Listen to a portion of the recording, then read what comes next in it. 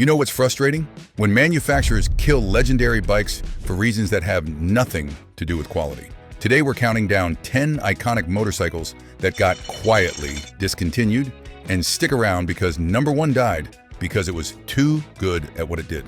These aren't failures, these are victims of regulations, margins, and corporate strategy. Number 10, the Yamaha V-Max. What made it legendary? The V-Max had brutal V4 power, 197 horsepower from 1,700 cubic centimeters. The bike was a muscle cruiser before that category existed. Launched in 1985, it became iconic for straight-line violence. The V-Boost system kicked in at 6,000 RPM, delivering explosive acceleration. Riders described it as riding a rocket with handlebars. The styling was aggressive, muscular, and threatening. The V-Max built cult following among power addicts who wanted cruiser comfort with superbike acceleration. The real discontinuation drivers, Euro 5 emissions regulations, killed the V-Max in 2020. The V4 engine couldn't meet strict emissions without extensive redesign. The catalytic converter requirements would strangle the engine's character. Yamaha's cost analysis showed redesigning for declining cruiser market didn't justify investment. Motorcycle Industry Council data showed cruiser segment down 35% from 2015 to 2020. Development costs would exceed $5 million for engine redesign. Yamaha's sales projections showed insufficient volume to recover investment. The V-Max sold fewer than 1,000 units annually in final years. Quick one. If this list is revealing motorcycle industry secrets, hit like so we know to make part 2. What replaced it? Nothing directly. Yamaha exited the large cruiser market entirely. The gap is power cruisers. Buyers wanting brutal acceleration in cruiser form now have limited options. Used market impact, V-Max prices are steady to rising. Clean examples with low miles command $12,000 to $18,000 for 2009 to 2020 models. Collector interest is building. The V-Max is becoming cult bike. Expect slow appreciation on clean examples. Should you buy one today? Yes, if you want unique power delivery and accept high maintenance costs. No, if you need modern electronics or daily reliability. The V4 requires dealer service. Budget, $2,000 to $3,000 annually. Comparable modern alternative, the Ducati Diavol 1200 provides brutal power in cruiser form with modern electronics and better reliability. Number 9, the Honda CBR 600RR. What made it legendary? The CBR 600RR was the pinnacle of 600 cubic centimeter sport bikes. Honda engineering created 13,000 RPM redline with bulletproof reliability. It won countless races and track days from 2003 to 2006. The inline-4 screamed a redline with flat power curve. Riders called it the most reliable track bike ever built. The chassis handled perfectly, neutral and predictable. Professional racers and track day riders trusted it completely. The bike dominated 600 cubic centimeter racing worldwide. It set the benchmark all competitors chased. The real discontinuation drivers. ABS regulations and cost killed the 600RR. European Union mandated ABS on all bikes over 125 cubic centimeters in 2016. Adding ABS to the 600RR's lightweight chassis increased cost substantially. The lightweight aluminum frame couldn't accommodate ABS sensors without significant redesign. Honda's analysis showed development costs exceeding $4 million. Yamaha and Kawasaki faced same issue.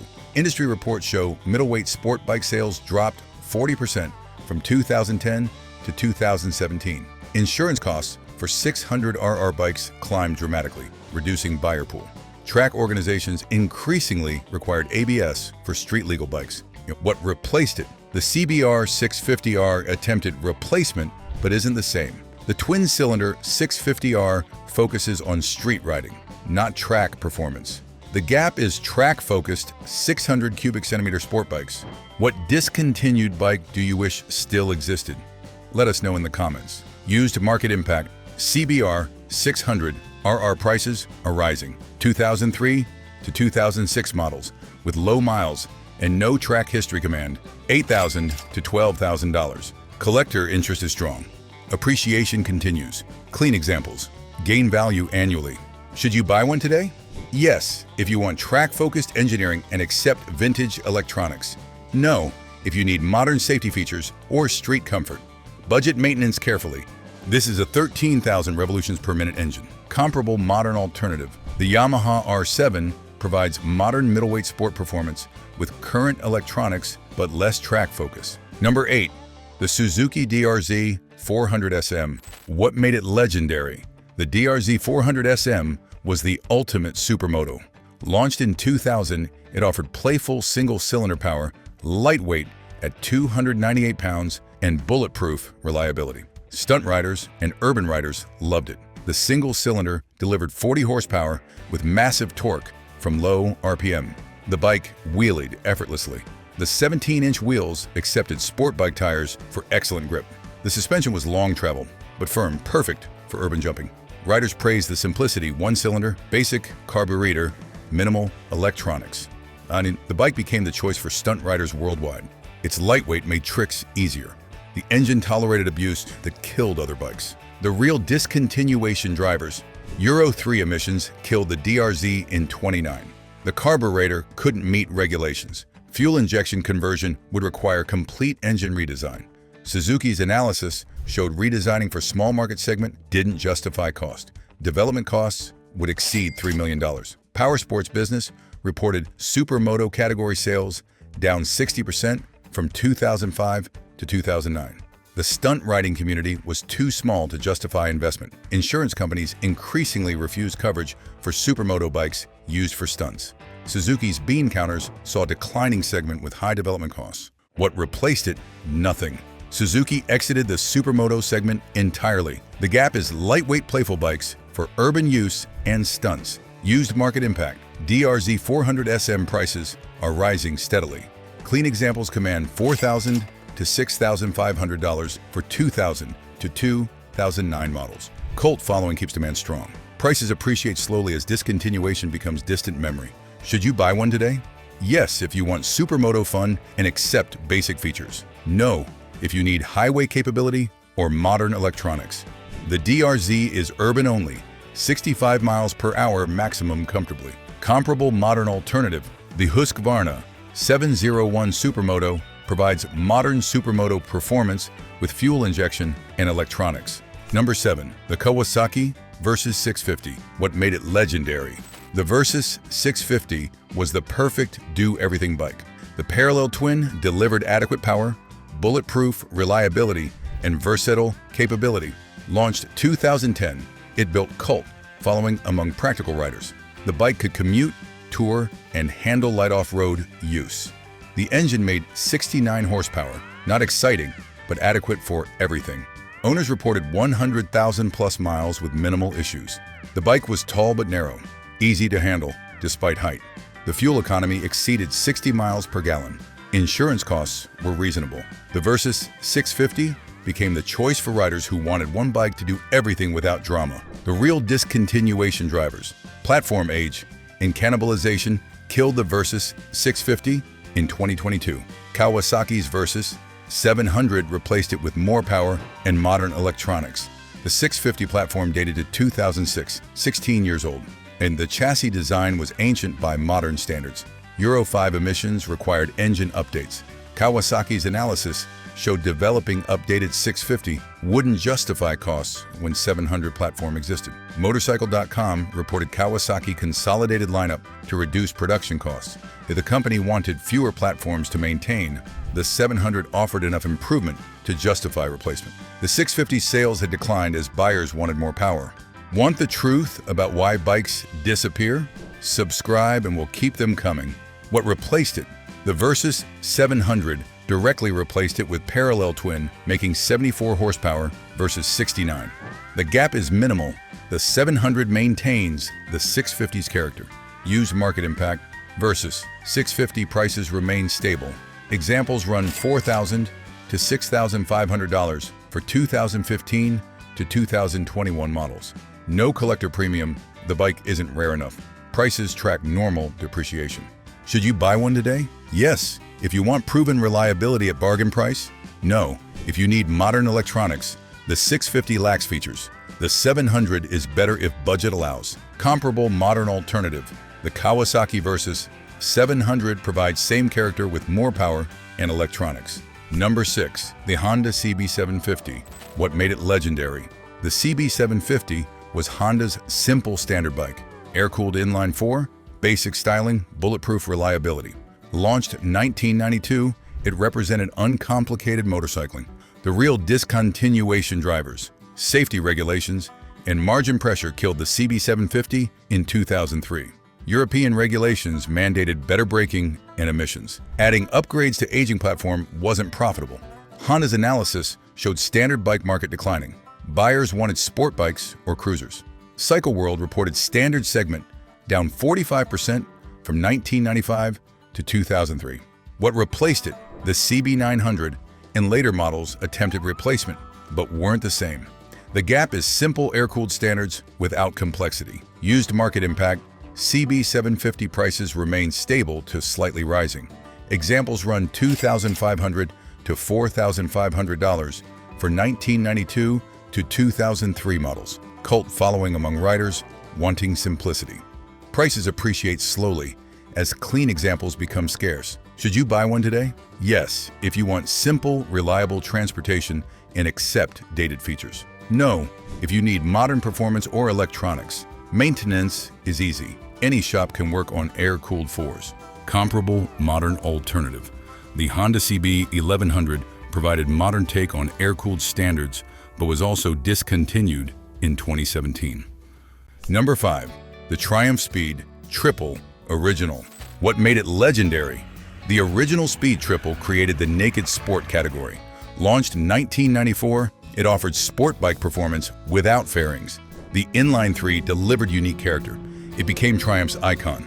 The real discontinuation drivers, platform evolution, not true discontinuation. Triumph replaced the original platform in 2018 with completely new Speed Triple. The change was so substantial, it felt like discontinuation. Euro 4 emissions required extensive redesign. Triumph chose a new platform over updating old. What replaced it? The new Speed. Triple 1200 directly replaced it but feels different. The gap is minimal. New bike maintains Speed Triple character with modern features. Used market impact, original Speed. Triple prices are stable. 2011 to 2017, models run $6,000 to $9,000. No strong collector premium yet. Prices track normal depreciation for premium brands. Should you buy one today? Yes, if you want triple character and accept Triumph maintenance costs. No, if you need modern electronics, original lacks features. Budget, $2,000 to $3,000 annually for Triumph service. Comparable modern alternative, the Triumph Speed. Triple 1200 provides modern evolution with same character. Number 4. The Suzuki SV 650 First Generation. What made it legendary? The first generation SV 650 created the middleweight V-twin sport category. Launched 1999, it offered reliable power, excellent handling, and beginner-friendly character. It became the recommended starter bike. The real discontinuation drivers. Platform age required replacement in 2017. The first generation platform dated to 1999, 18 years old. Euro 4 emissions and ABS regulations required complete redesign. Suzuki chose new platform over updating OLD. Motorcyclist Magazine reported Suzuki needed modern platform to compete. What's your favorite discontinued bike you've owned? Let us know in the comments. What replaced it? The second generation SV 650 replaced it in 2017 with new platform. The gap is minimal. New bike maintains SV character with modern features and styling. Used market impact, first generation SV 650 prices remain stable. 2009 to 2016, models run $3,000 to $5,500. Strong demand from beginner riders. Prices track normal depreciation. No collector premium. Should you buy one today? Yes, if you want proven reliability at bargain prices. No, if you need modern electronics, first generation lacks features. The second generation is better if budget allows. Comparable modern alternative, the second generation Suzuki SV 650 provides same character with modern platform and electronics. Number 3. The Yamaha FZ09 FJ09. What made it legendary? The FZ09 was Yamaha's sport touring icon. The inline 4 delivered 138 horsepower with touring comfort. Launched 2001, it became the practical sport bike. The real discontinuation drivers, emissions regulations and platform age killed the F to Z in 2016. Euro 4 emissions required extensive redesign. The platform dated to 2001, 15 years old. Yamaha's analysis showed sport touring segment declining. Motorcycle News reported sport touring category down 40% from 2010 to 2016. What replaced it? The Tracer. 900 GT attempted replacement but isn't same. The triple-cylinder Tracer focuses differently. The gap is inline-4 sport touring bikes with shaft drive. Used market impact. FEZ 09 prices remain stable. 2006 to 2015. Models run $4,500 to $7,000. Cult following among sport touring riders. Prices track normal depreciation. Should you buy one today? Yes, if you want shaft drive, sport touring, and accept dated electronics. No, if you need modern features, the FZ lacks current technology. Maintenance is moderate. Shaft drive reduces chain maintenance. Comparable modern alternative, the Yamaha Tracer 900 GT provides modern sport touring with different character. Number 2, the Honda VFR 800. What made it legendary? The VFR 800 was Honda's V4 masterpiece. The engine delivered 107 horsepower with legendary smoothness. Gear-driven cams created unique sound. Launched in 1998, it became the sport touring benchmark. The V4 engine was jewel-like, compact and sophisticated. The gear-driven cams produced distinctive mechanical whine that riders loved. The bike handled like a sport bike but toured comfortably for hundreds of miles. Honda's engineering was exceptional. Every component was purpose-built. The VFR represented Honda at its peak. No compromises. Pure engineering excellence. Riders who owned VFRs became evangelists. They praised the bike endlessly. The motorcycle press consistently rated it among the best bikes available. It won comparison tests against bikes costing thousands more. The real discontinuation, drivers, emissions regulations, and declining sales killed the VEFR in 2020. Euro 5. Emissions required expensive redesign. The V4's complexity made emissions compliance difficult. Catalytic converter requirements would alter the engine's character. Honda's analysis showed sport touring segment too small to justify investment. Development costs would exceed $6 million for engine updates. Cycle World reported VF-R sales dropped 60% from 2005 to 2015. The market shifted toward adventure bikes and sport nakeds. Younger buyers didn't understand sport touring category. Honda's accountants saw declining segment with high development costs. The VEFR became victim of market evolution. Buyers wanted different bikes. What replaced it? Nothing. Honda exited the middleweight sport touring segment entirely. The gap is V4 sport touring bikes with gear-driven cams. Used market impact, VFR 800 prices are rising slowly. 2014 to 2019. Models run $7,000 to $10,000. Collector interest building. The VFR is becoming cult bike. Expect slow appreciation on clean examples. Should you buy one today? Yes, if you want V4 character and accept Honda maintenance. No, if you need modern electronics, the VFR lacks current features. Budget moderate maintenance. The V4 is reliable, but valve checks are expensive. Comparable modern alternative, nothing truly comparable. The Ducati Multistrada V4 is closest but much more expensive. Number 1. The Honda CB1100. What made it legendary? The CB1100 was Honda's return to air-cooled simplicity. Launched 2013, it offered modern engineering with classic approach. The inline-4 made 87 horsepower without complexity.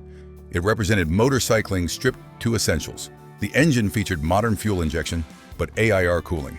The chassis used quality components without electronic suspension. The styling echoed classic Honda standards from the 70s and 80s. Riders appreciated the honesty. No pretense, just excellent engineering. The bike delivered smooth power, comfortable ergonomics, and reliable performance. Maintenance was simple. Any mechanic could work on it. The CB1100 proved modern bikes didn't need complexity to be excellent. The real discontinuation drivers. The CB1100 died because it was too good at being simple. Honda discontinued it in 2017 because it cannibalized sales of more profitable bikes. Buyers choosing the CB1100 weren't buying the CB1000R or Africa Twin. both with higher margins.